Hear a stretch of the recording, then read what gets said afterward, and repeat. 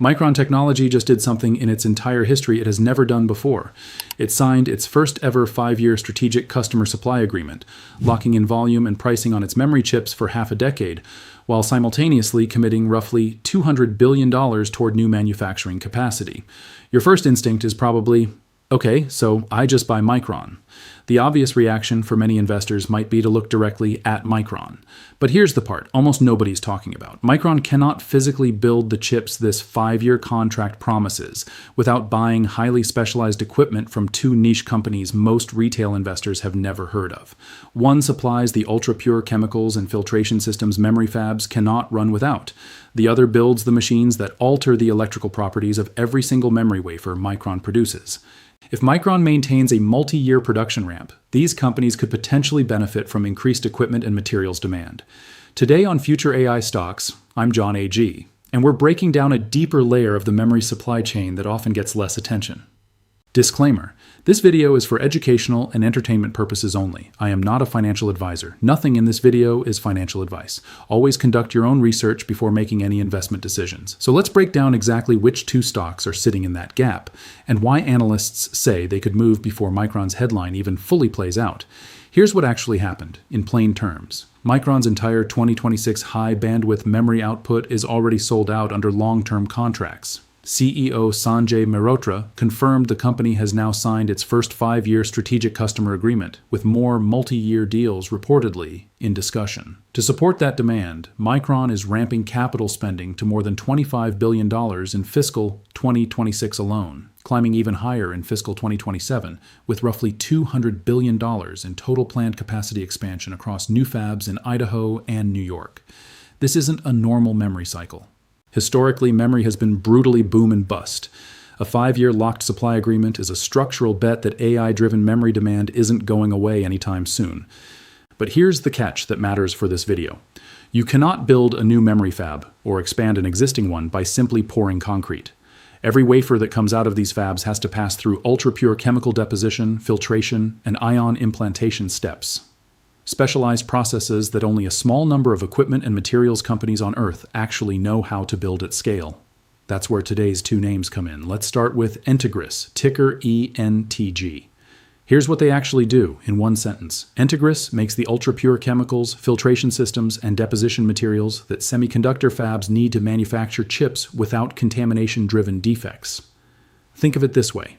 If a memory fab is a kitchen, Entegris is the company that supplies the purified water, filtered ingredients, and sanitation systems that determine whether the food coming out is safe to serve. In chip making, even a microscopic contaminant can ruin an entire wafer. That's the problem Entegris solves, at a scale almost no competitor can match. Now to the numbers, straight from the company's own Q1 2026 earnings report. Net sales came in at $811.9 million, up 5% year over year. GAAP diluted EPS came in at 60 cents, up from 41 cents a year earlier. Non-GAAP diluted EPS rose to 86 cents, up from 67 cents. Gross margin expanded to 46.9%, and adjusted EBITDA hit $226.1 million, a 27.8% margin, all of which beat the company's own guidance range. For the second quarter, Entegris is guiding sales of $815 to $845 million, with gross margin expected between 46.25% and 47.25%. Here's the part that matters most for this video. On the earnings call, management explicitly said the memory market, which represents roughly 30% of total revenue, is structurally strong, underpinned directly by AI workloads reshaping DRAM and NAND architectures. As memory producers expand capacity to meet exactly the kind of multi-year demand Micron just locked in, every new wafer needs more of Entegris's filtration, deposition, and purity solutions per unit. That's the investment angle analysts are watching. It's not a one-time sale. Every fab expansion, every new production line, every node transition creates recurring demand for Entegris's materials for as long as that fab operates. The stock has had a sharp run this year, climbing from around $125 in early June to the 170s by mid-June. And Mizuho recently raised its price target to $180 with an outperform rating, calling Entegris one of the best-positioned materials names for the current wafer fab equipment cycle. The risk here is straightforward. After a move like that, a lot of optimism is already priced in. The stock trades at a high forward earnings multiple, and any slowdown in fab capacity spending by Micron or anyone else would hit Entegris' growth story directly. The second name is Axcelis Technologies, ticker ACLS. In one sentence, Axcelis builds high-energy ion implantation systems, machines that fire precisely controlled particles into silicon wafers to give memory and logic chips their actual electrical properties. Without this step, a wafer is just plain silicon. It's not a functioning chip. On the Q1 2026 earnings call, CEO Russell Lowe made a comment that directly connects to today's topic. He explained that high bandwidth memory is essentially a stacked version of DRAM, so the implant intensity required doesn't meaningfully change between standard DRAM and HBM production. In other words, every DRAM and HBM wafer that memory producers ramp up to meet AI demand needs the same implantation steps Axcelis specializes in. Now the numbers. Q1 2026 total revenue came in at $199 million. Management confirmed that system shipments to the memory market reached their highest level since 2023, driven directly by capacity investments in DRAM and high bandwidth memory for AI. Gross margin was 40.7% and non-GAAP EPS was 72 cents.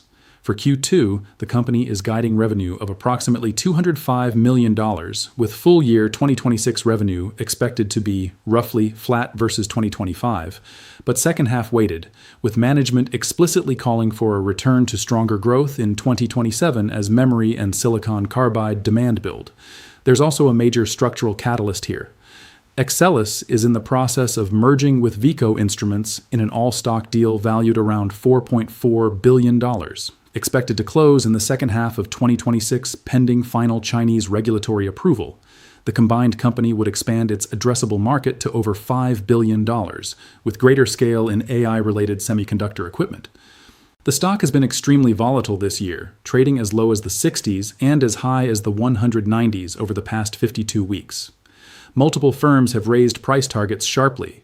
B. Riley moved its target from $91 to $180 within months. But it's worth being balanced here. Bank of America has taken the opposite view, issuing a sell rating and a comparatively lower price target, citing valuation after the stock's run. The risk is real and twofold. First, the Veeco merger still depends on final regulatory sign-off, which is not guaranteed on any specific timeline. Second, Axcelis' own full-year guidance is flat, not growing. The bullish case here depends on 2027, not this year's headline numbers. I want to be straightforward because balance is what makes this research useful instead of hype. Risk 1. Both stocks have already moved significantly. Entegris and Axcelis have both posted sharp gains in 2026. A high price means a higher bar for continued execution. Risk 2. Memory remains a cyclical industry. If AI infrastructure spending slows even temporarily, capacity expansion plans at Micron, Samsung, and SK Hynix could be delayed, and equipment orders would slow right along with them. Risk 3. Axcelis' Veeco merger is not finalized. It still requires final regulatory approval from China. Deals can be delayed, restructured, or in rare cases fall apart. Risk 4. Concentration in a small number of customers. Specialized equipment and materials suppliers like these depend heavily on capital spending decisions made by a handful of large memory producers. A pullback from any one of them has an outsized impact. These are exactly the kinds of factors worth watching in upcoming earnings calls, before drawing any conclusions of your own. Here's the frame to take away from today.